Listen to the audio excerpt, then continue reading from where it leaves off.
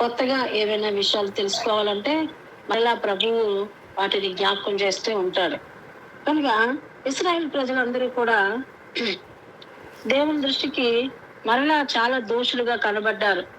ఎప్పుడు అంటే న్యాయాధిపతుల కాలంలో ఆయన దేవుణ్ణి విడిచిపెట్టి మరి దేవుడు రాజుగా లేకపోవడం వల్ల వాళ్ళు ఇష్టానుసారంగా జీవించి అనేక శ్రమలు బాధలకు గురి అవుతారు ఇశ్రాయేల్ ప్రజలందరూ కూడా. అయినప్పటికీ మన ప్రభు నమ్మదగిన దేవుడు కనుక, మన ప్రభు ఎంతైనా ప్రేమమయుడు కనుక ఇశ్రాయేల్ ప్రజలు ప్రేమించి మరి ఆ ఫిలిష్తీయుల బారి నుంచి కాపాడడానికి ఒక చక్కటి ప్రవక్తను తీసుకొని రావాలని ఆలోచన చేసి ఆ యొక్క మరి బలవంతుడైనటువంటి వ్యక్తి ద్వారా ఫిలిష్తీయుల మీద విజయం సాధించడానికి మరి ఈ లోకానికి తీసుకురావడానికి ఒక గర్భము అవసరమైంది. కనుక ఎవరా అని చూసేసరికి వారి ప్రభు దృష్టిలో ఒక చిన్న కుటుంబము కనిపించింది. అది ఎవరి కుటుంబము అంటే మనోహ గారి కుటుంబం. మనోహ గారు ఎవరంటే మనందరికీ తెలుసు కదండి, సంసోను గారి తండ్రి. కనుక ఈరోజు సంసోను గారి భార్య పేరైతే రాయబడలేదు, కానీ ఆమె ద్వారాగా సంసోను ఈ లోకానికి ఏ విధముగా దేవుడు తీసుకొని వచ్చి ఉన్నాడో కొన్ని విషయాలు మనం నేర్చుకొని ప్రార్థనలోకి వెళ్దాం, వాక్యంలోకి వెళ్దాం, ప్రార్థన చేసుకుందాం. మహోన్నతుడైన దేవానికి వందనాలు ప్రభా. దేవా, ఇదిగో తండ్రి, ఈ ఉదయకాల సమయంలో నన్ను నిలబెట్టుకున్నావయ్యా. ఏ జ్ఞానం లేని అజ్ఞానిని ఒట్టి పాత్రగా నిలబడ్డానయ్యా. ఏ విషయాలు కూడా ధ్యానించలేకపోయాను, నన్ను క్షమించండి దేవా. నాయనా దేవా, నువ్వు జ్ఞాపకం చేసిన విషయాలు బిడ్డలతో పంచుకోవడానికే నాయనా ఈ వాక్యాన్ని మా ముందుకు తీసుకొని వచ్చావు. కనుక మనోహ భార్య ద్వారా మాకేమైతే నేర్పించాలనుకుంటున్నావో తండ్రి, ఆ విషయాలు నాకు బయలుపరిచి నాకున్న ఏ లోక జ్ఞానాన్ని తీసివేసి నీ పరిశుద్ధ జ్ఞానంతో నింపి దేవా తండ్రి వర్తమానం బిడ్డలకు అందిస్తూ ఉండగా బిడ్డలు ప్రతి ఒక్క బిడ్డ హృదయం తెరవ చేసి ఫలింప చేయండి. ఆ వాక్యం ద్వారా వారు అనేక విధంగా ఆశీర్వదింపబడి వాళ్ళ కుటుంబాలను దిద్దుకొనుటకు సహాయం చేయమని, వినగలిగిన చెవులు, గ్రహించే హృదయము నాతో పాటు లైన్ లో ఉన్న బిడ్డలకు అనుగ్రహించమని, ఈ లైన్ ద్వారా వెళ్ళబడుతున్న వాక్యం ఎటువంటి ఆటంకాలు అడ్డులు లేకుండా దేవా నీవే సహాయం చేసి మహిమ పొందమని యేసు పరిశుద్ధ నామమున ఈ ప్రార్థన విన్నపాలు అడిగి పొందుకున్నాను, నమ్ముచున్నాను పరమ తండ్రి, ఆమేన్. న్యాయాధిపతుల గ్రంథము 13వ అధ్యాయము 2వ వచనం నుంచి మనము కొన్ని విషయాలు చదువుకుంటూ వెళ్దాము. ఒక 5 వచనాలు చదువుదాం ముందు, తర్వాత మధ్యలో చదువుదాం. కనుక నేను చదువుతున్నాను, వినండి. ఆ కాలమున దాను వంశస్థుడును జరియా పట్టణస్థుడును అయిన మనోహ అను ఒకడుండెను. అతని భార్య గొడ్రాలై కానుపు లేక ఉండెను. యెహోవా దూత ఆ స్త్రీకి ప్రత్యక్షమై, ఇదిగో నీవు గొడ్రాలవు, నీకు కానుపు లేకపోయెను, అయితే నీవు గర్భవతివై కుమారుని కందువు. కాబట్టి నీవు జాగ్రత్తగా ఉండి ద్రాక్షారసమునే గాని మద్యమునే గాని త్రాగకుండుము, అపవిత్రమైన దేనిని తినకుండా ఉండుము. నీవు గర్భవతివై కుమారుని కందువు, అతని తల మీద మంగళ కత్తి వేయకూడదు. ఆ బిడ్డ గర్భమున పుట్టినది మొదలుకొని దేవునికి నాజీరు చేయబడిన వాడై ఫిలిష్తీయుల చేతిలో నుండి ఇశ్రాయేలును రక్షింప మొదలు పెట్టునని ఆమెతో అనగా. అక్కడ ఆగుదండి. దేవుడు తన వాక్యం దీవించిన గాక. ఇక్కడ మరి దేవుని దృష్టి ఎవరి మీద పడిందంటే ఈ మనోహ గారి కుటుంబం మీద పడింది. ఆమె భార్య, అతని భార్య వడ్రాలై కానుపు లేకుండా ఉన్నది. మన బైబిల్ గ్రంథంలో మరి పాత నిబంధన గ్రంథంలో అనేక మంది గొడ్రాళ్ళు ఉన్నారు. అయినప్పటికీ దేవుడు వారి గర్భాలను తెరిచి వారి ద్వారాగా, వారి బిడ్డల ద్వారాగా అనేక కార్యాలను చేశారు. ఇక్కడ కూడా మనకి మరి పాత నిబంధన గ్రంథంలో చూసుకున్నట్లయితే మరి మన శారమ్మ గారు మొదలుకొని ఎలిజబెత్ గారు, నూతన నిబంధన ఎలిజబెత్ గారి వరకు కూడా మరి గొడ్రాలుగా ఉండి వృద్ధాప్య మంది కూడా మరి బిడ్డలు పుట్టినట్లుగా మనం చూసాం. తారా అంటే మరి జనముల తల్లి కదా ఆవిడ. తారమ్మ ఏంటంట, ఆమె అబ్రహాం గారి భార్య గురించి మన అందరికీ తెలుసు. అయినప్పటికీ గొడ్రాలుగానే ఉంది, కానీ ఆమె ద్వారాగా ఈ అబ్రహాం సంతానాన్ని అందరినీ కూడా దేవుడు ఆశీర్వదించాడు. అన్నా గురించి కూడా మీకు తెలుసు. సమూయేలు గారి ప్రవక్తను ఈ లోకానికి తీసుకొని వచ్చింది. రిబ్కా గారి గురించి కూడా మీకు తెలుసు. రిబ్కా ద్వారాగా యాకోబు గారు వచ్చారు. కనుక ఎలిజబెత్ గారి ద్వారాగా ఎవరు వచ్చారండి? యోహాను గారు వచ్చారు. క్రీస్తు కంటే ఒక 6 నెలలు మరి పెద్దవాడైనప్పటికీ క్రీస్తు గురించి మరి బాప్తిస్మం ఇచ్చే యోహానుగా పేరు తెచ్చుకొని మరి ఆయన జీవించాడు. ఇలాగ ఎంతో మంది మరి గొడ్రాలుగా ఉన్నవారు పిల్లలను కని ధన్యకరమైన జీవితాన్ని అనుభవించారు. ఈ రోజు మనం కూడా ఈ మనోహ గారి భార్య ద్వారా మరి కొన్ని విషయాలు ఎందుకు నేర్పిస్తున్నాడంటే, మనమందరము బిడ్డలు కనిన వారమే కనుక మరి వారి ద్వారాగా మన జీవితాలు ధన్యకరంగా ఎలాగ మార్చుకోవాలో దేవుడు సెలవిస్తూ ఉన్నాడు. ఇక్కడ మరి అంతమంది కుటుంబీకులు అక్కడ ఉన్నప్పటికీ ఆ కాలమున దాను వంశస్థుడును జరియా పట్టణస్థుడు అయిన మనోహ గారు ఆ పట్టణంలో గాని మరి ఆ యొక్క వంశంలో గాని మరి ఇంకెవరు లేరా? చాలా మంది స్త్రీలు ఉన్నారు, కానీ ఆ స్త్రీలందరిలో కల్లా మనోహ భార్య గారైనటువంటి పేరు పెట్టబడని ఆ స్త్రీ గురించి దేవుడి దృష్టి పడింది. పడి వెంటనే ఆమె దూత ఏం చేసిందంటే ఆయన కళ్ళలో కనిపెడింది. అతని కళ్ళకు ఆమె కళ్ళలోకి ఆమె భార్య పేరు రాయలేదు, కానీ ఆమె కళ్ళలోకి దూత కనిపించి ఏం చెప్తుందంటే, నీవు గొడ్రాలు, నీకు పిల్లలు లేరు కనుక నీకు కాన్పు లేకపోయింది. ఇది దేవుని వల్లనే వస్తుంది. పిల్లలు పుట్టాలన్నా, పిల్లలు ఇవ్వాలన్నా, ఆ పిల్లల్ని ఇవ్వకపోయినా దేవుడి వల్లే జరుగుతుంది. అది యెహోవా ఇస్తాడు, యెహోవాయే మరలా వాటిని తీసుకుంటాడు కూడా. కనుక వానికి కావలసిన వాళ్ళు ఉంటారు. కనుక ఏముంటుందంటే, నీవు గొడ్రాలువు, నీకు కానుపు లేకపోయాను, అయితే నీవు గర్భవతివై కుమారుని కంటావు.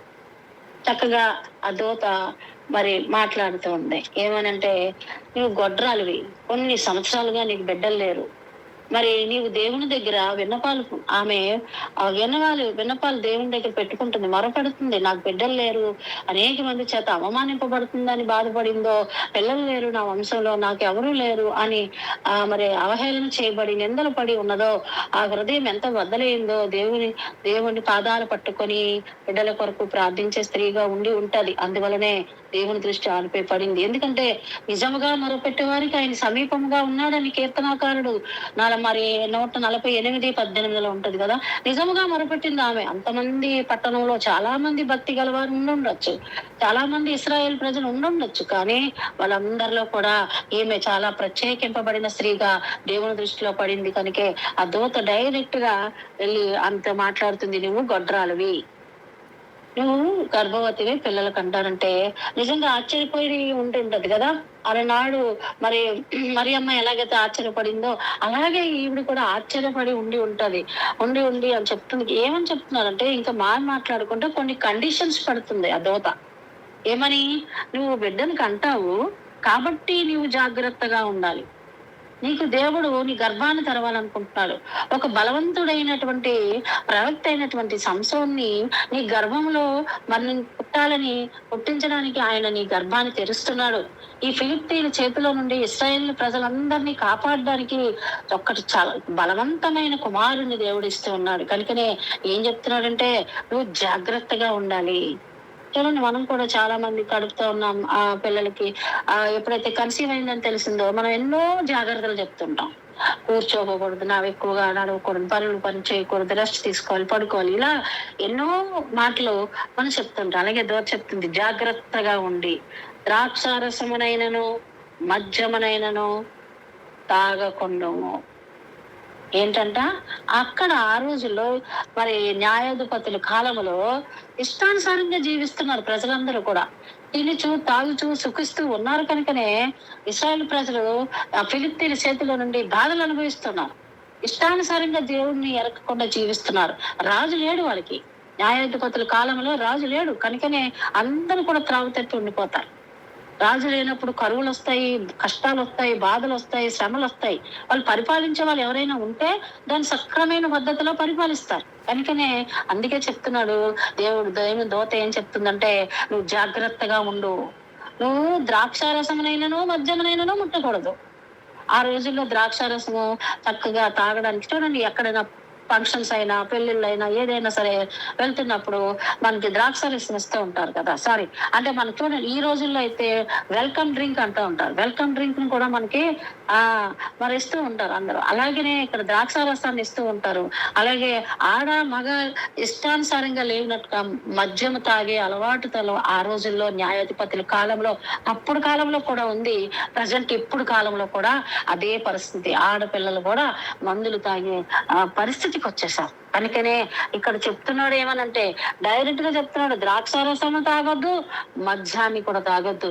నువ్వు తాగకుండా నువ్వు జాగ్రత్తగా ఉన్నట్లయితే నువ్వు అపవిత్రమైన దేనినైనా నువ్వు తినకూడదు. అంటే ఎలాంటి మాంసాహారాలు, అపవిత్రమైన జంతువులు మాంసాహారాలు కూడా నువ్వు తినడానికి వీల్లేదు అన్ని కండిషన్స్ పెడుతున్నాడు ఆ దూత. దేవుడు ఆ దూత ద్వారా కొన్ని కండిషన్స్ పెట్టి మరి ఆ ప్రవక్త అయినటువంటి సంసోన్ని మరి తీసుకురావడానికి సిద్ధపాటు చేశాడు. కనుక మళ్ళీ ఒక మాట చెప్తున్నాడు ఏమనంటే, దేనినైనా తినకుండా నీవు గర్భవతివై కుమారుని కంటావు, ఖచ్చితంగా యాజ్ ఇట్ ఈజ్ గా నీకు కుమారుడు పడతాడు. ఒక దేవుడు చెప్పిన మాట ఏది నిరర్థకమో కాదు. ఆకాశము భూమి గతించిపోతాయి, కానీ నా మాటలు ఎన్నడూ గతించు అని చెప్తున్నారు. కనుకనే ఆయన చెప్పినట్లుగా ఖచ్చితంగా నీకు మగబిడ్డ పడతాడు. అయితే ఆ బిడ్డ తల్లి గర్భమున పుట్టినది మొదలుకొని దేవునికి నాజీజు చేయబడిన వాడై, అంటే మంగళ కత్తి వేయకూడదు అని ముందు దాంట్లో, నువ్వు గర్భవతి వై కుమారుని కందువు, అతడి తల మీద మంగళ కత్తి వేయడానికి వీల్లేదు. అంటే ఆయనకి క్షవరం చేయడానికి, కటింగ్ చేయడానికి వీల్లేదు. ఆ తల నాజీజు చేయబడింది అంటే దేవుని కొరకు. ఎందుకు అంటే ఆ తలలోనే అతని బలాన్ని పెట్టాడు దేవుడు. దేవుడు ఏం చేశాడంట, ఆ తలలోనే అతని బలము శక్తి ఉంది. అందుకే అంటున్నాడు, పుట్టింది మొదలుకొని నువ్వు మంగళ కత్తి వేయడానికి వీల్లేదు, నేను చెప్పినట్లుగా నువ్వు పెంచాల్సిందే బిడ్డని అని చెప్పి ఆమెతో చెప్పి అంటున్నాడు. నాజీరు చేయబడిన వాడే ఫిలిష్తీయుల చేతిలో నుండి ఇశ్రాయేలు రక్షింప మొదలు పెట్టునని ఆమెతో చెప్తున్నాడు. ఎందుకో తెలుసా, ఫిలిష్తీయుల చేతిలో ఇశ్రాయేలీలందరూ కూడా బంధింపబడి ఉన్నారు. అనేకమైన శ్రమలకు గురి అవుతున్నారు. ఎవరి ఇష్టానుసారంగా వారు జీవిస్తూ దేవుడు లేకుండా బ్రతుకుతున్నారు. వారి చేతిలో నుంచి మిమ్మల్ని విడిపించడానికే నీ గర్భాన దేవుడు ఒక బిడ్డని ఇస్తున్నాడు. మనకి బిడ్డల్ని ఇచ్చాడంటే దేవుడు ఏదో ఒక ఆలోచన ఉంటది. వాళ్ళు దేవుని మార్గంలో పెంచాలని, దేవుని కొరకు జీవించాలి, ఇతరులకు సహాయపడే బిడ్డలుగా ఉంచాలి. వారు అనేక విధాలుగా ప్రేమ అనేది వారిలో ఉండాలి. వారి ఎటువంటి లోకానుసారమైనవి ఏమీ లేకుండా వారిని పెంచాలి. చూడండి, ఏకబేద్ ఏం చేస్తుందండి, తన మోషే పుట్టిన కుమారుడిని ఆ యొక్క జమ్ము పెట్టెలో పెట్టి మరి ఆ యొక్క నైలు నదిలో వదిలేసేటప్పుడు మరి ఏమవుతుంది, అది ఫరో కుమార్తెకే చిక్కుతుంది. ఎవరికైతే చిక్కకూడదో వారికే చిక్కుతుంది. ఆ పెట్టె తిరిగినప్పుడు అందులో ఉన్న బిడ్డను చూసి ఆ ఫరో కుమార్తె చాలా బాగా ఉన్నాడని చూసి ముచ్చట పడే పెంచుకోవడానికి మళ్ళీ ఏ తల్లి అయితే మరి ఏకబేదు మోషే తల్లిగారినే మళ్ళీ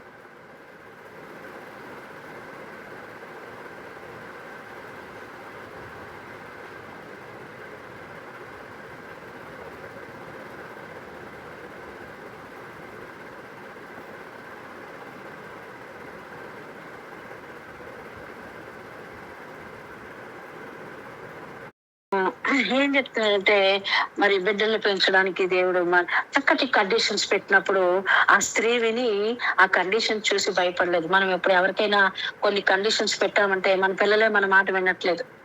ఇలా ఉండాలి, ఇలా ఉండకూడదు అని చెప్పినప్పుడు వాళ్ళకి నచ్చినవే చేయాలనుకుంటారు, కానీ మనకి నచ్చినవి చేయాలని వాళ్ళు అనుకోరు. ఎందుకంటే నీకేం తెలియదు అని అంటారు. కానీ ఆ బిడ్డ ఏం చేసిందంటే, మనోహ భార్య కూడా ఏంటంటే దేవుని యందు భయభక్తులు కలిగి దేవుడిచ్చే ఆశీర్వాదం కొరకు ఎదురు చూస్తున్న స్త్రీగా ఉండగనక ఆ మాట వినిన వెంటనే ఏం చేసిందంటే, ఆమె ఏం చేసింది, అక్కడి నుంచి తన భర్త దగ్గరికి వచ్చేసిందండి. తన భర్త ఎక్కడో పని చేస్తూ ఉన్నాడు. మనోహర్ దగ్గరికి వెళ్ళిపోయి ఆమె అంటుంది, దైవజనుడు నా యొద్దకు వచ్చాను. తన పెనిమిటి యొద్దకు వచ్చి, దైవజనుడు నా యొద్దకు వచ్చాను, అతని రూపము దేవదూత రూపమును పోలినదై మిక్కిలి భీకరముగా ఉండెను. అని చెప్తుంది భర్తకి. ఏమనంటుందంటే, ఏమయ్యా అది నమ్మింది కనుకనే భర్త దగ్గరికి రాగలిగింది.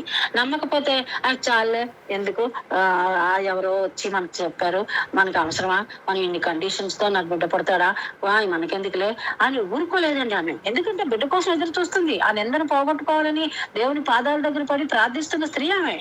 అందుకని ఎదురు చూస్తుంది దేవుని కొరకు, ఆ దేవుని యొక్క ఆశీర్వాదం కొరకు ఎదురు చూస్తుంది. కనుకనే ఏం చేసిందంటే, ఆ దూత చెప్పిన మాటలు నమ్మింది కనుకనే ఏం చేసిందంటే, పరిగెట్టుకొని తన భర్త దగ్గరికి వచ్చి తన భర్తతో పంచుకుంటుంది. ఏమంటే, దైవజనుడు దగ్గర అంటుంది, దైవజనుడు అంటుంది. అంటే దేవుని దగ్గర నుంచి వచ్చిన జనాంగం అని నమ్ముతుంది ఆ దూతని.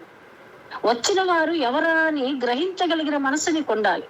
వచ్చిన పలానా చాలా మంది వస్తుంటారు, దైవజనుల పేర్లు చెప్పుకొని, దేవుని పేర్లు చెప్పుకొని, మేము పలానాకి వారమని, పలానా అని ఎంతో మంది దేవుని సేవ రూపంలో మన దగ్గరికి వస్తుంటారు. కానీ నిజమైన దైవజనుడు ఎవరో, నిజంగా దేవుని యందు భయభక్తులు కలిగిన సేవకుడు ఎవరో మనం గ్రహించగలిగిన హృదయం మనకు ఉండాలి. అటువంటి జ్ఞానం ఉండాలి. దేవుని యందు భయభక్తులే జ్ఞానానికి మూలం, తెలివికి మూలం.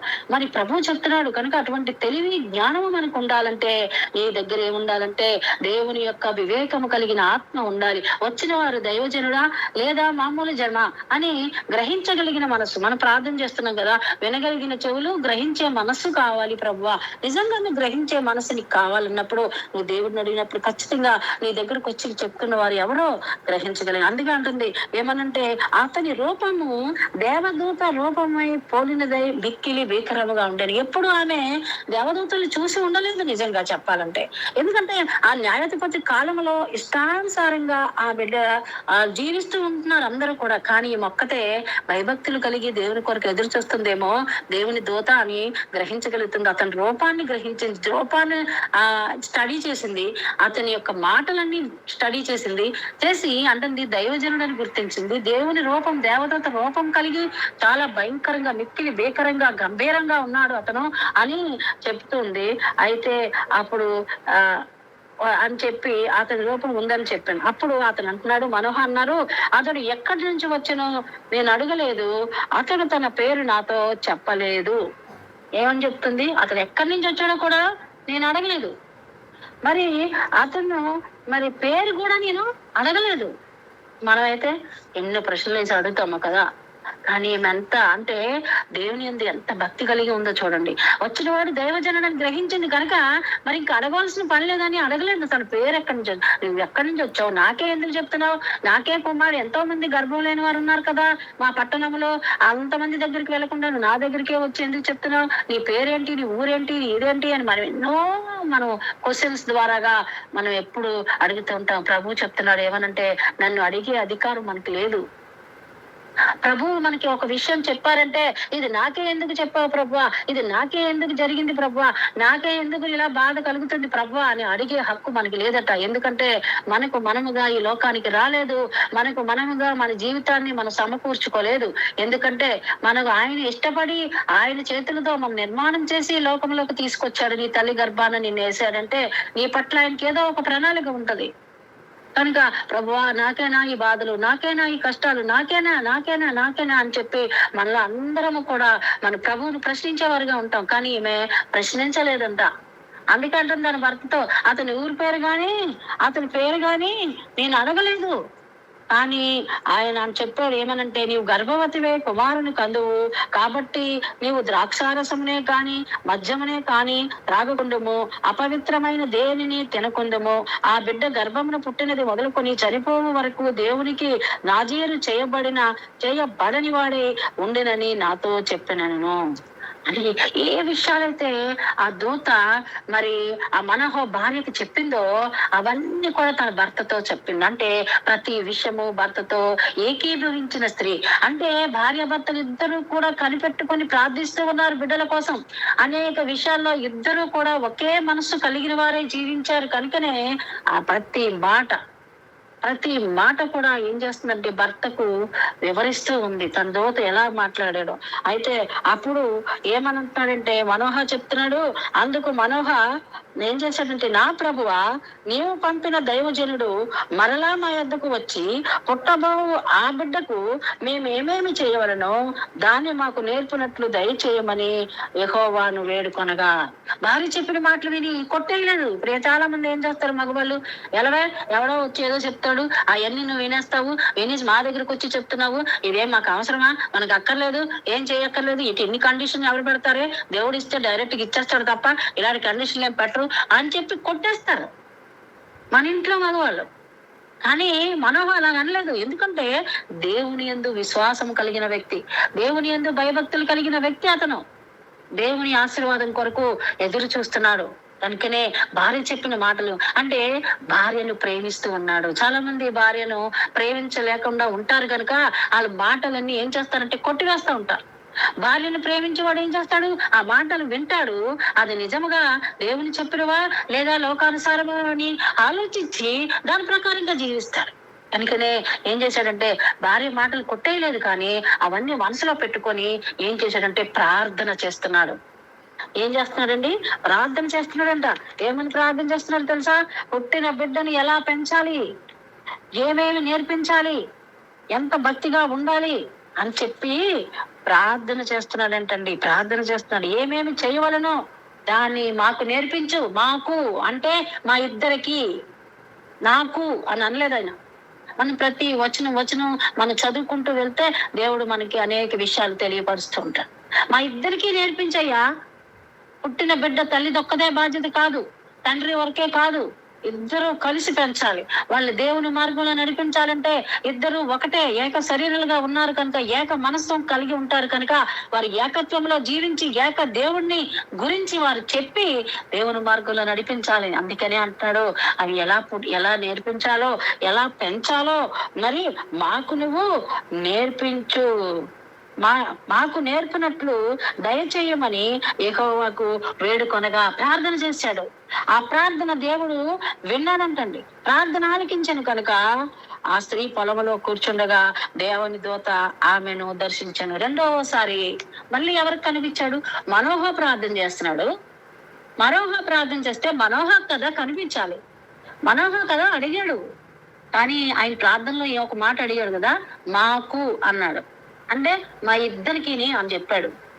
అందుకని దేవుడు ఏం చేశాడు, మొట్టమొదటి దూతను పంపించినప్పుడు మనోహ భార్యకే కనిపించాడు. రెండవసారి కూడా ఆమె పొలంలో పనిచేస్తూ ఉండగా ఆమెకు మరలా రెండవసారి కూడా అక్కడ కూడా దూత కనిపించాడు. చూసారండి. ఎందుకంటే ఒక స్త్రీని గురించే, బిడ్డను ఈ లోకానికి తీసుకురావాలంటే స్త్రీ చాలా ఇంపార్టెంట్. చాలా మరి నేను ఎక్కువ అనుకుంటారు భార్యాభర్తలు, నేను యజమానుని అంటారు. కానీ ఇద్దరు సమానులే ఆయన దృష్టిలో. అందుకనే కేవలము భర్తకు సాటైన సహాయంగా ఉండడానికి అతని ఎముకలో నుంచే తీశాడు గంప, రెక్కలో నుంచి తీశాడు, గాని మరి వేరొక చోట నుంచి మట్టి నుంచి తీసి చేయలేదుగా. అందుకనే ఏం చేశాడంటే ఆమెకు మళ్ళీ పొలంలో కనిపించినప్పుడు ఏం చేస్తుంది, కూర్చొని దేవుని దూత ఆమెకు దర్శించను. ఆ సమయమున ఆమె పెనిమిటి అయిన మనోహ ఆమె యొద్ద ఉండలేదు. అక్కడ మనోహ గారు లేరు. అంటే భర్తకి ఎంత సాటైన సహకారిగా ఉంది మనోహ భార్య. దేవుని యందు భయభక్తులు కలిగిన స్త్రీగా ఉంది. దేవుని ఆశీర్వాదం కోసం ఎదురు చూసే స్త్రీగా ఉంది. భర్తతో ఏకీభవించి ప్రార్థన చేసే స్త్రీగా ఉంది. భర్తతో కలిసి పని చేసే స్త్రీగా కూడా ఉంది. భర్త లేకపోయినా సరే ఆ పనిని, ఆ పొలంలో పని చేస్తుంది. అయ్యా నేను ఎందుకు ఈ ఎండలో వెళ్ళి పని చేయాలి, నా భర్త చేసుకుంటాడులే, నేను ఇంటి దగ్గర హ్యాపీగా రెస్ట్ తీసుకోవచ్చులే అని అనుకోలేదు.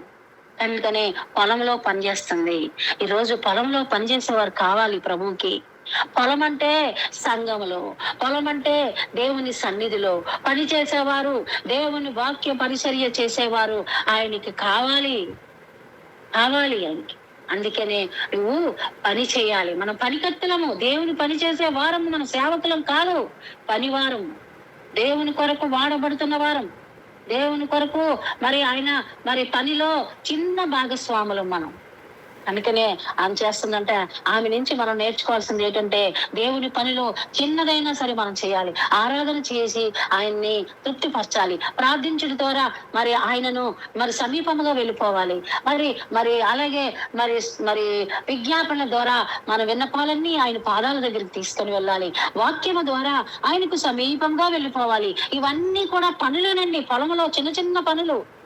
పొలంలో ఒక మరి పంట పండాలంటే దాన్ని దున్నాలి, దానిలో ఉన్న రాళ్ళు రప్పలు ఏరి పారేయాలి, దానిలో విత్తనాలు చల్లాలి, అప్పుడు కదా దాన్ని నీరు పెట్టాలి, కలుపులు తీయాలి. చాలా పెద్ద పని ఉంటుంది ప్రాసెస్. ఇన్ని పనులు చేస్తేనే అది ఫలిస్తుంది. అలాగే ఒక్క ఆత్మను రక్షించేటప్పుడు నువ్వు చేయవలసిన పనులు ఎన్నో ఉంటాయంట. చిన్న చిన్నదే, చిన్న పని చాలు. ఒక్క బిడ్డ మనసులో ఒక్క విత్తనం పడితే చాలు, అది మొలకెత్తి నాటపడుతుంది.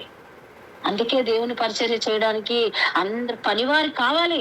కోత విస్తారంగా ఉంది నాకు, కానీ పనివారు కొద్దిమందే అని చెప్తున్నారు లోకాభక్తుడు. కొద్దిమంది ఉన్నారు. ఆ పొలంలో పని చేస్తుందంట ఆమె, భర్త లేదంట. ఆమె ఏం చేస్తుంది తెలుసా? ఆ స్త్రీ త్వరగా పరిగెత్తి ఏం చేసిందండి, పక్కన పెట్టింది ఆ పనిని. ఈ పని అయిపోతే వెళ్తానులే భర్త దగ్గరికి అనుకోలేదు. తక్షణమే, అంటే ఆన్ ది స్పాట్. రక్షణ అనేది ఎలా వస్తుంది తెలుసండి? స్పాట్ లో వస్తుందండి. మనం ఎన్నో సంవత్సరాలుగా ప్రార్థించడం వల్ల కాదు. మార్గం అనేది తక్షణంలో మొదలవుతుంది, క్షణంలో మొదలవుతుంది. జక్కయ్యకి క్షణంలోనే, జక్కయ్య ఎప్పుడైతే ప్రభు చూశాడో, దిగు అన్నాడో త్వరగా దిగాడు. అంతే, వెంటనే రక్షణ వచ్చేసింది.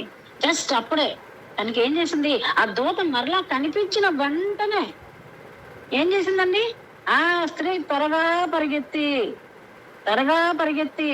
ఆనాడు నా యొద్దకు వచ్చిన పురుషుడు నాకు కనబడినని అతనితో చెప్పాను. మళ్ళా భర్త ఎక్కడ పని చేస్తున్నాడో అక్కడికి వెళ్ళిపోయింది. మళ్ళాగా బండ్ల మీద వెళ్ళిపోయిందా, ఆటోల మీద వెళ్ళిందా, దేని మీద వెళ్ళింది? పరిగెత్తి వెళ్ళిందండి. దేవుని కొరకు బలం పొందుకున్న వారు పరిగెత్తి అలయక సొలయక వెళ్ళకుంటారంటే బలంగా ఉంటారటండి. పరిగెత్తిందటండి.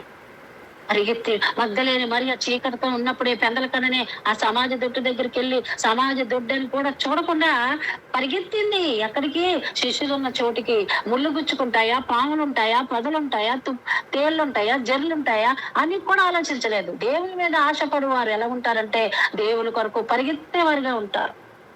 పరిగెత్తిందంటండి.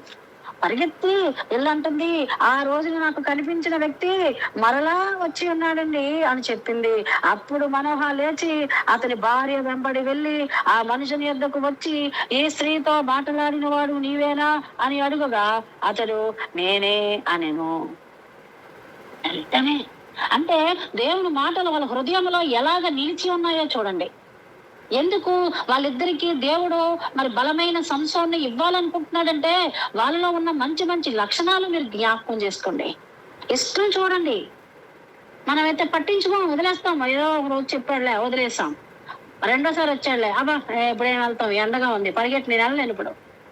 కానీ భర్త కూడా పని వదిలేసి వచ్చి నా భార్యతో చెప్పిన దైవజనుడు నీవేనా, మాట్లాడిన మనుషుడు నీవేనా అని అడిగినప్పుడు అతడు నేనే అనెను. అందుకు మనోహ, కావున నీ మాట నెరవేరినప్పుడు ఆ బిడ్డ ఎట్టివాడగునో అతడు చేయవలసిన కార్యం ఏమిటో తెలుపుమని మనవి చేయగా, ఆ యెహోవా దూత, నేను ఆ స్త్రీతో చెప్పినదంతయు ఆమె చేసుకొనవలెను. మరలా గుర్తు చేశాడు, కండిషన్ గుర్తు చేస్తున్నాడు. ఏమనంటే, ఎప్పుడు ఆ బిడ్డ ఎలాంటి వాడు అవుతాడు, ఏమేం కార్యాలు చేస్తాడు నాకు కూడా చెప్పు అంటే ఆ దూత చెప్పలేదు. చెప్పకుండా ఏమంటున్నాడంటే, నేను ఆ స్త్రీతో చెప్పినదంతా ఆమె చెయ్యాలి. ఏం చెప్పాడు? నువ్వు జాగ్రత్తగా ఉండమని చెప్పాడు. ఈ రోజున ఒక బిడ్డను మనం కనేటప్పుడు ఎన్ని జాగ్రత్తలు తీసుకుంటున్నామో, ఒక ఆత్మీయంగా ఒక ఆత్మను రక్షించేటప్పుడు కూడా అంతే జాగ్రత్తగా నువ్వు ఉండాలి. మన ప్రవర్తన, క్రియలు, మన మాటలు, మన యొక్క అన్ని విషయాల్లో కూడా ఏం చేయాలంటే జాగ్రత్తగా ఉండాలి. దేవునికి ఇష్టమైన విధముగానే ఉంటేనే దేవుడు నీతో మాట్లాడతాడు. దేవుడు నీకు అన్ని విషయాలు బయలుపరుస్తూ ఉంటాడు. కనుక ఏం చెప్తున్నాడంటే, ఆమెకి చెప్పిన మాటలు ఆమె చెయ్యాలి. చెప్పిందంతా ఆమె చెయ్యాలి. ఏం చేయాలి? జాగ్రత్తగా ఉండి ఊరుకోలేదు. ఏంటంట, నువ్వు ద్రాక్షారసమునైనను మద్యమునైనను ముట్టడానికి వీల్లేదు. మరి దేన్ని కూడా, అపవిత్రమైన దేనిని కూడా నువ్వు తినడానికి వీల్లేదు. ఇన్ని కండిషన్స్ పెట్టాడు కదా, అవన్నీ ఆమె చేసినప్పుడే నేను చెప్పింది నెరవేరుతుంది. చూసారండి ఎంత చక్కగా జ్ఞాపకం చేస్తున్నాడు. అదిగో ఆమె ద్రాక్షావళిన పుట్టినదేది తినకూడదు. మళ్ళా చెప్పాడండి ఏమనంటే, ఆమె ద్రాక్షావళి నుండి పుట్టిన ద్రాక్షారసము గాని మద్యమునైనను త్రాగకూడదు, అపవిత్రమైన దేనిని తినకూడదు, నేను ఆమెకు ఆజ్ఞాపించినదంతయు ఆమె చేసుకొనవలెనని మనోహతో చెప్పాను. అంటే మేకపిల్ల మాంసం కూడా తినడానికి వీల్లేదు, గొర్రెపోతు మాంసం గాని కోడి మాంసం గాని మాంసాహారాలు ఏమి తినడానికి వీల్లేదు. మనం అయితే అబ్బో ఇదివరకు కట్టుకోలేము, 40 రోజులు ఏమి తినకుండానే ఉండలేకపోతున్నామే, ఒక్క రోజు ఉండలేమే. అలాంటిది ఆ బిడ్డ 9 నెలలు ఈ భూమిపై తీసుకొచ్చేంత వరకు ఇన్ని కండిషన్స్ కూడా ఆమె చేయాలి మనోహతో చెప్తున్నాడు. కనుకనే దేనిని తినకూడదు. అప్పుడు మనోహ అంటున్నాడు, మేము ఒక మేకపిల్లను సిద్ధపరిచి నీ సన్నిధిని ఉంచు వరకు నీవు ఆగుమని మనవి చేయుచున్నానని యెహోవా దూతతో చెప్పగా, యెహోవా దూత, నీవు నన్ను నిలిపినను నీ భోజనము నేను తినను, నీవు దహన బలిని అర్పించను ఉద్దేశించిన ఎడల యెహోవాకు దాన్ని అర్పించవలెనని మనోహతో చెప్పాను. అతడు యెహోవా దూత అని మనోహకు తెలియదు. మనోహ, నీ మాటలు నెరవేరిన తర్వాత మేము నిన్ను సన్మానించినట్లు నీ పేరేమని యెహోవా దూతను అడగగా, యెహోవా దూత, నీవేళ నా పేరు అడుగుచున్నావు, అది చెప్పసఖ్యము కాదని అనేను. అంతటా మనోహ నైవేద్యముగా ఒక మేకపిల్లను తీసుకొని ఒక రాతి మీద యెహోవాకు అర్పించెను. మనోహయు అతని భార్యయు చూచుచుండగా ఆ దూత యొక్క ఆశ్చర్య కార్యము చేసెను. ఎట్లనగా జ్వాలలు బలిపీఠం మీద నుండి ఆకాశమునకు లేచుచుండగా యెహోవా దూత బలిపీఠమునున్న ఆ జ్వాలలలో పరమునకు ఆరోహణమైంది. కరెక్ట్ గా ఎంత గొప్ప కార్యం వాళ్ళు కళ్ళెదురుక చేశాడంటే ఆ దూత ఏమనంటే, నువ్వు నాకు మేకపిల్లను సిద్ధంగా అర్పిస్తానని చెప్తే నాకొద్దు, నువ్వు ఏది అర్పించినా నువ్వు దేవునికి అర్పించాలని చెప్పాడు. నువ్వు దేవునికి అర్పించాలి కానీ నేను చెప్పాను కనుక నువ్వు నాకు ఇవ్వడానికి వీల్లేదు. కేవలం అతను దూతగానే వచ్చాను, ఆయన మాటలు నీకు చెప్పడానికి వచ్చాను నేను. కనుక నువ్వు ఏం చేసినా నువ్వు దేవుని పేరిటే చేయాలి, యెహోవా పేరిటే అర్పించాలి అని చెప్పినప్పుడు ఏం చేశాడంటే, మరి మాటలన్నీ తీరిన తర్వాత, మాటలన్నీ అయిపోయిన తర్వాత, అప్పుడు ఒకవేళ నా కుమారుడు పుట్టినప్పుడు మరి నేను సంసోన్ అని పేరు పెట్టమన్నా పెడతాను, అన్ని చేస్తాను అని చెప్పి అప్పుడు ఏం చెప్తున్నాడంటే, నిన్ను సన్మానించినట్లు నీ పేరు ఏంటి అని అడుగుతున్నాడు. మళ్ళీ నిన్ను పిలవాలి కదా, నీ పేరు పెట్టి నేను ప్రార్థించాలి కదా, అప్పుడు నువ్వు నాకు వస్తావు కదా, నాకు బిడ్డ పుట్టిన తర్వాత నీకు నేను మరి కానుకలు బహుమానాలు ఇచ్చుకుంటానని చెప్పినప్పుడు అతను అంటాడు, నా పేరు ఎందుకు అడుగుతున్నావు? ఉన్నవాడను అనువాడను, ఆయనకు పేరు లేదండి. ఆయన ఎక్కడ ఉంటే అక్కడ ఉన్నాడు.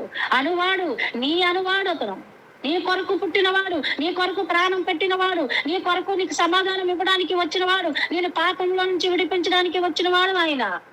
ఉన్నవాడు అనువాడు పేరు అడుగుతావా నువ్వు?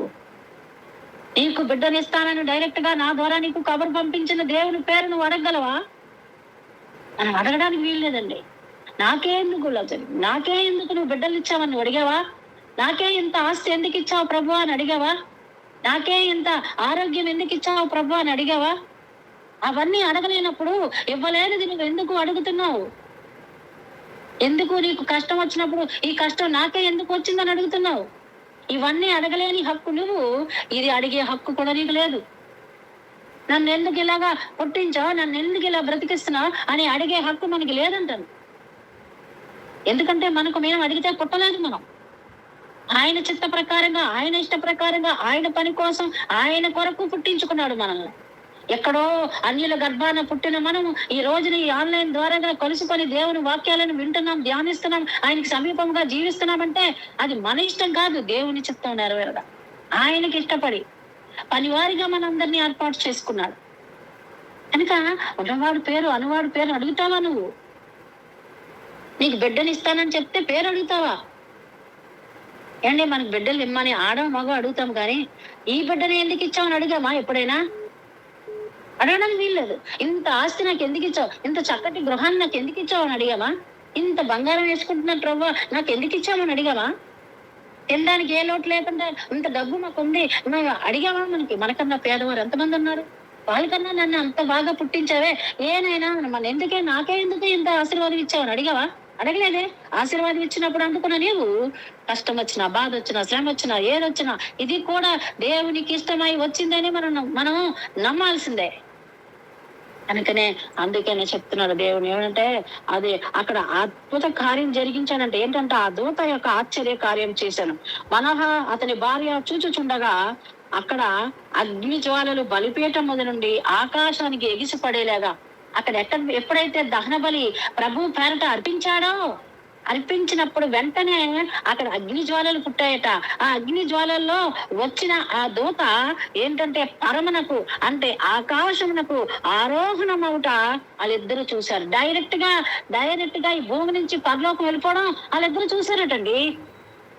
ఇంతకంటే గొప్ప అద్భుత కార్యం ఇంకేమని చేయగలరండి? ఇంకా అంతకన్నా ఏం కావాలి? దేవుడు మాటలు నెరవేరుస్తాయని చెప్పుకోవడానికి. భూమి ఆకాశం గతించిపోతాయి, నువ్వు నేను గతించిపోతాం, కానీ ఆయన ఇచ్చే మాట ఎప్పుడు కూడా నెరవేరకుండా గతించదు. ఏ మాటలు పేతురుతో అబద్ధం ఆడతామంటే అబద్ధం ఆడాడంతే. పేతురు గ్రహించలేకపోయాడు. అయ్యో ప్రభువా, నేను అబద్ధం ఆడను, నీకోసం ప్రాణం ఇస్తానన్నాడే గాని దేవుడి నోటి నుంచి వచ్చింది ఖచ్చితంగా నేను అబద్ధం ఆడతానేమో, ఎప్పుడు ఏ సమయంలో ఆడతానేమో, ప్రభువా అది ఆడకుండా నాకు కాపాడు తండ్రి అని ప్రార్థించాల్సిన పేతురు నీకోసం నేను ప్రాణమే ఇస్తానన్నాడు. కానీ ప్రభు చోట్లోంచి ఒక్కసారి బయటకు వచ్చిందంటే అది ఖచ్చితంగా నెరవేరుతుంది. కనుక వెంటనే వాళ్ళు చూస్తూ ఉండగానే మళ్ళీ ఇంకా ప్రత్యక్షము కాలేదంట. అప్పుడు ఆ తర్వాత యెహోవా దూత మరలా మనోహకును అతని భార్యకును ఇక ప్రత్యక్షం కనబడలేదు. ఇంకా వెంటనే ఆవిడ కన్సీవ్ అయిపోయింది. అప్పుడే కన్సీవ్ అయిపోయిన వెంటనే మరి ఇంకా ఇంకెప్పుడు కనబడలేదట. ఆయన యెహోవా దూత అని మనోహ తెలుసుకొని మనము దేవుని చూచి తిను కనుక మనము నిశ్చయముగా చనిపోవడమని అతని భార్యతో అనగా, ఏమంటున్నాడంటే దేవుని చూసిన వారు ఎవరు బ్రతకరట. దేవుణ్ణి చూసిన వారు ఎవరు బ్రతకరే. మనం డైరెక్ట్ గా అగ్ని జ్వాలల్లో నుంచి మరి ఇక్కడి నుంచి డైరెక్ట్ గా పరానికి వెళ్ళిపోయాడు కనుక మన దేవుని చూసేసాము కనుక మనం ఇంక బ్రతకం, మనం చచ్చిపోతామని మనోహ అంటే నిజంగా ఆ స్త్రీ ఎంత ధైర్యవంతురాలు. ఎందుకంటే దేవుని యందు భయభక్తులు కలిగిన స్త్రీ ధైర్యం కలిగి ఉంటది, తిరిగిదనే ఆత్మ ఉండదు. ఎందుకంటే భర్తను ధైర్యపరిచింది. ఏంటయ్యా మనం ఎలా చనిపోతామయ్యా, మనకి బిడ్డ పుడతాడని చెప్పాడు కదయ్యా, అతడు ఫిలిష్తీయుల చేతిలో నుండి ఇశ్రాయేలు ప్రజల్ని కాపాడుతాడని చెప్పాడు కదయ్యా, నువ్వు మనం చనిపోతామని ఎలాగనుకుంటున్నావయ్యా? ధైర్యపరిచింది, ప్రోత్సహించింది. బాధ్యత కలిగిన స్త్రీ, దైవభక్తి కలిగిన స్త్రీ చేస్తుంది. ఏంటంటే కష్టం వచ్చినప్పుడు కృంగిపోవడానికి వీల్లేదు. ఏదో ఒక రోజున దేవుడు మన బలపరుస్తాడు, ఏదో ఒక రోజున మన స్థిరపరుస్తాడు, ఏదో ఒక రోజున మన పట్ల అద్భుత కార్యం జరిగిస్తాడు అని భర్తకు చెప్పే జ్ఞానము, వివేకము కలిగిన స్త్రీకి ఉండాలి. కనుక ఈ మనోహ భార్య నుంచి మనం నేర్చుకుంటుంది ఏంటంటే మన భర్తకు ఏంటంట సపోర్ట్ గా నిలబడాలి. విధేయత కలిగింది. దేవుడు మాటలు ఏం చెప్పాడో అవన్నీ కూడా మనసులోనే భద్రపరుచుకొని ఆమె గర్భవతి అయినప్పుడు ఏమి తినాలని కోరుకుంటదండి? నిజం చెప్పండి, ఒక స్త్రీకి గర్భవతి అయితే ఎన్నెన్నో తినాలని, రుచులు తినాలని కోరికలు కలుగుతాయి. కానీ ఆమె ద్రాక్షారసాన్ని గాని, మద్యాన్ని గాని, ఏ మాంసాహారాన్ని గాని ఏదైతే దేవుడు అపవిత్రముగా ఎంచాడో దాన్ని ఏది ముట్టకుండా నోరు కట్టేసుకుంది. నోరు కట్టుకోవడం వల్ల ఏమైందండి? తన జీవితం అంతా కూడా దేవుని మాటకు విధేయత చూపించిందండి. తన ఆశలను, కోరికలను ఏం చేసుకుందంటే బంద్ చేసేసుకుంది. తన మనస్సును ఏం చేసింది? కట్టడి చేసేసింది. దేనికి లొంగిపోకుండా, లోకాశలకు లొంగిపోకుండా, నేత్రాశకు లోబడకుండా, చూసినవన్నీ తినాలనిపిస్తుంది, చూసినవన్నీ మరి కొనుక్కోవాలనిపిస్తుంది. దేవుడు అన్ని విషయాల్లోనూ కూడా కట్టడి చేసుకునే స్థిరమైన మనస్సును కలిగిన స్త్రీ మనోహ భార్య. ఈ రోజు నేను మనోహ భార్యగా ఉండాలని ప్రభు కోరుకుంటున్నాడు. ఆయన మాట ప్రకారంగా నడిచిన భక్తి కలిగిన స్త్రీ ఆమె.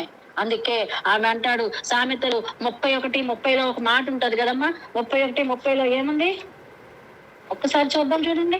31:30 సామెతలు 31:30 భయభక్తులు కలిగిన ఉండండి, నేను తీస్తున్నాను, నేను తీసిన చదవండి లేకపోతే. 31:31 చూడండి. యెహోవా చేసిన పనిని బట్టి అట్టి దానికి ప్రతిఫలం ఇయ్యదగును. గౌనుల బట్టి ఆమె పనులు ఆమెను కొనియాడబడును. ఏంటంటే ఆమె చేసిన పనిని బట్టి, దేవుడు మనం చేసిన పనిని బట్టి మనకి జీతం ఇస్తాడు.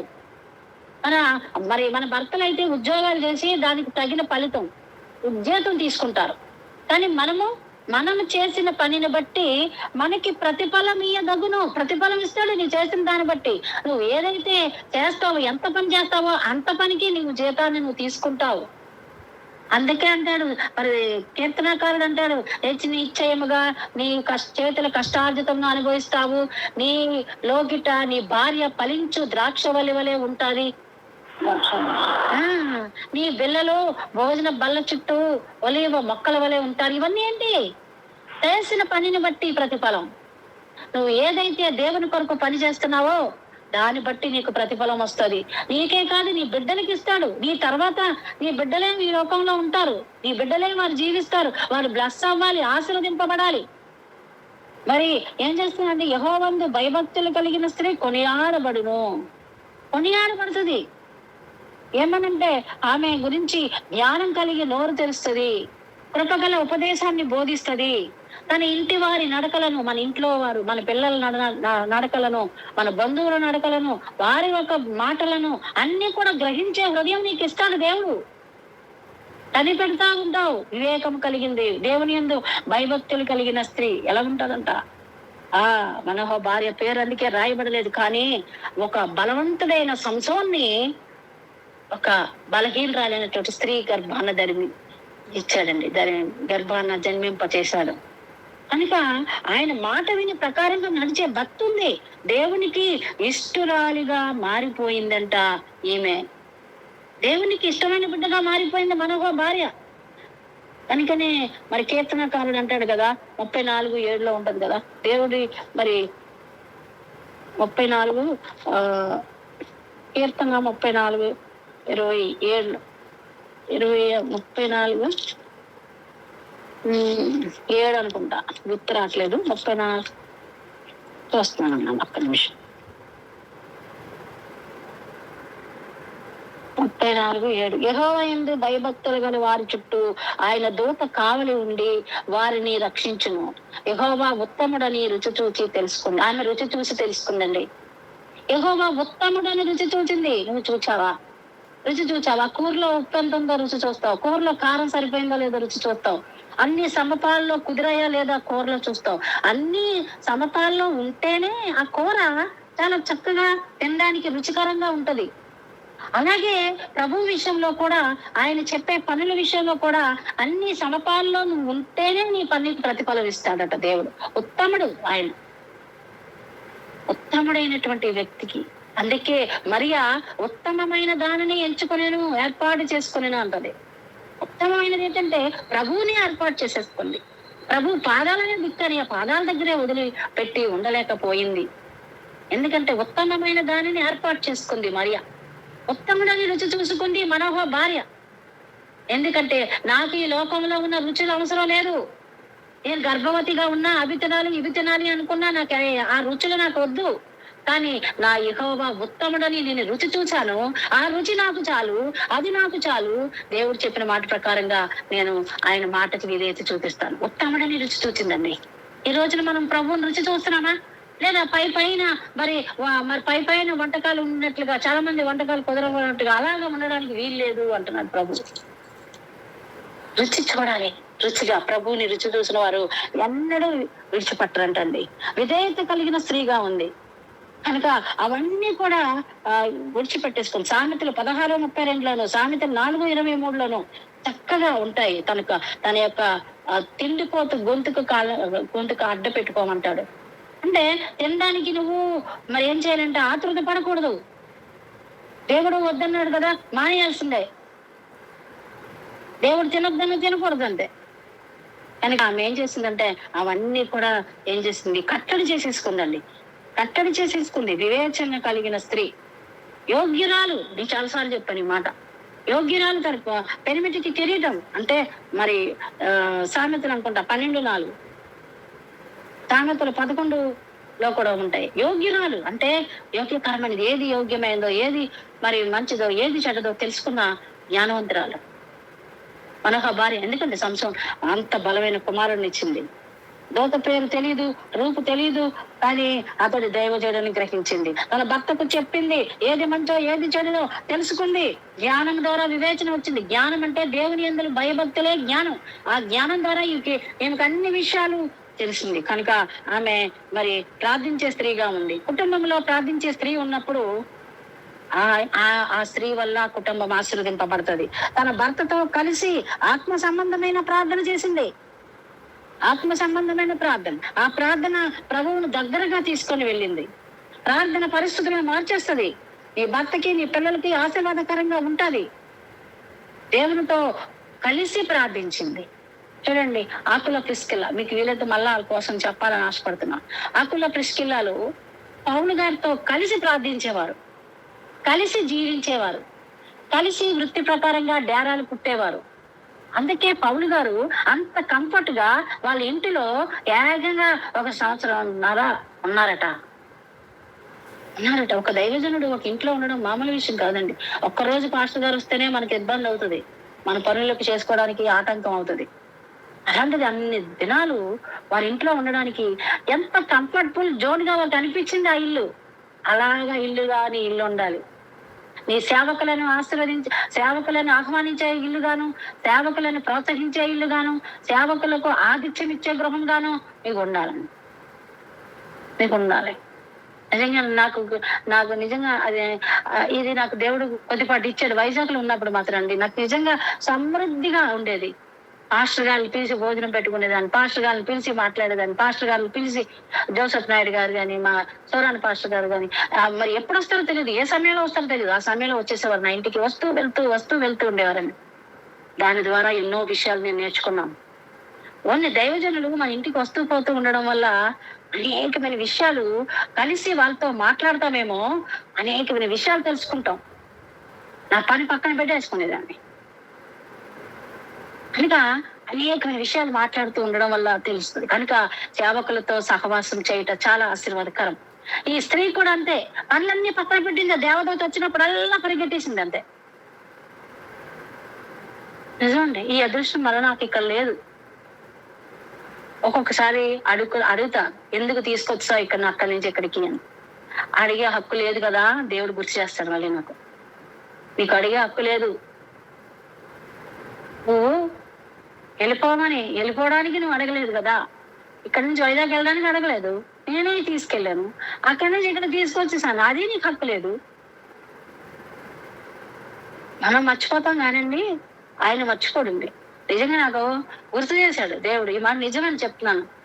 ఏమనంటే, నేను వివాహం అయిన తర్వాత కొత్తలో ఈ కాకినాడ వదిలి వెళ్ళిపోయేటప్పుడు చాలా బాధపడి వెళ్ళాను. మా అందరిని వదిలిపెట్టి వెళ్తున్నాను, నాకు ఇష్టం లేదు బాబు, నేను వెళ్ళలేను అంత దూరం అని వేదనతో వెళ్ళాను. వెళ్ళినప్పుడు అక్కడ నాకు తెలియని ప్రార్థన జీవితం తెలియదు నాకు అసలు, దేవుడు అంటే సరిగ్గా. అలాంటి టైంలో నేను ప్రభువుని అడిగాను, ఏమనంటే, నన్ను నా వాళ్ళ నుంచి ఇక్కడ తీసుకొచ్చి ఇక్కడ పడేసావు కదా, మళ్ళీ నాకు ఎప్పటికైనా సరే నా స్వజనుల దగ్గరికి మళ్ళీ నన్ను తీసుకెళ్ళిపో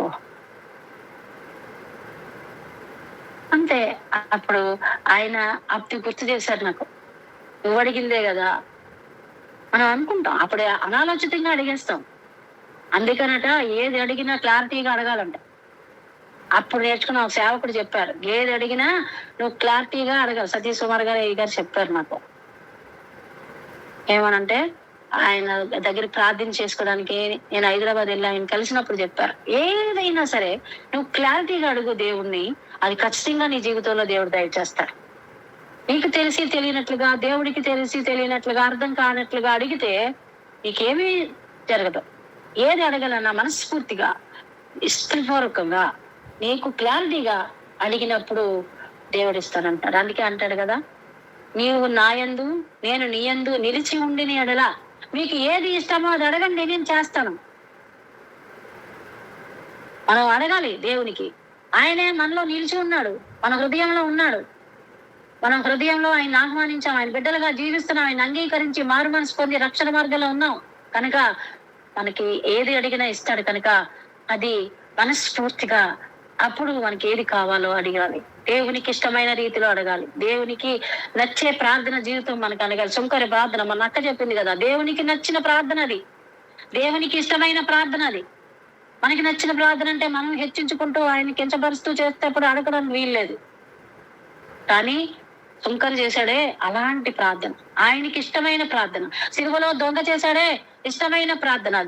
యేసుని రాజ్యంలోకి నువ్వు వచ్చినప్పుడు నన్ను జ్ఞాపకం చేసుకోవాలి. ఎంత గొప్ప ప్రార్థన చేశాను అది. అలాంటి ప్రార్థన తక్షణమే వెంటనే జవాబిచ్చే దేవుడు మన దేవుడు. కనుకనే ఈమె కూడా అలాంటి ప్రార్థన చేసిందండి. దేవునితో కలిసి ప్రార్థించింది.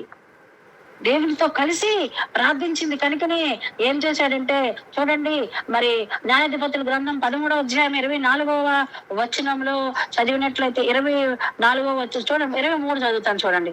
అతని భార్య, యెహోవా మనలను చంపగోలని ఎడల ఆయన దహన బలిని నైవేద్యమును మన చేత అంగీకరింపబడదు. ఈ సంగతులన్నీ మనకి చూపించుడు.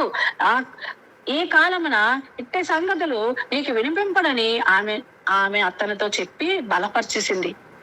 దేవుడు అలా చేయలయ్యా, మనం చంపడం, మనం ఆయన చూసాం కదా చచ్చిపోతాం అని అనుకుంటున్నావా, అలా జరగదు అని చెప్పి బలపరిచి ధైర్యపరిచి ఆ స్త్రీ కుమారుని కని అతనికి సంసోను అని పేరు పెట్టెను.